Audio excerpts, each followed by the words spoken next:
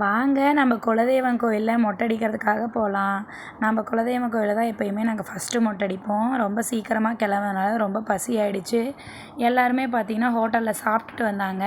நான் வந்து பாப்பாவை தொட்டிலில் போட்டிருக்கிறதுனால நான் வந்து பார்சல் வாங்கிட்டு வந்துட்டாங்க. அதுக்கப்புறம் பாப்பாவுக்கு மொட்டை அடிக்கிறதும் டைம் ஆகிடுச்சு. எல்லாமே சரி எல்லாம் எடுத்து வச்சுட்டு பாப்பாவுக்கு மொட்டை அடிக்கிறதுக்காக ரெடி பண்ணிகிட்டு இருந்தோம். ஃபஸ்ட்டு பார்த்திங்கன்னா பாப்பா எதுவும் பயப்படலை. அதுக்கப்புறம் பார்த்திங்கன்னா தலையெல்லாம் அமுக்கி பிடிச்ச வாட்டி ரொம்ப பயப்பட்டாங்க. அதுக்கப்புறம் ஹஸ்பண்டும் மொட்டை அடிச்சுக்கிட்டாரு. நான் பார்த்திங்கன்னா பூ முடி கொடுக்குறதா வேண்டியிருந்தேன்.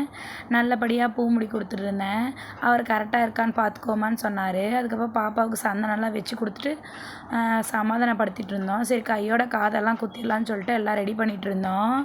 அக்காவும் அக்காவோட தட்டெல்லாமே ரெடி பண்ணிகிட்டு இருந்தாங்க. கொஞ்ச நேரம் பாப்பாவை அப்படியே காற்று வாக்கில் ஒரு பக்கம் கொஞ்சம் சமாதானப்படுத்திட்டு இருந்தாங்க.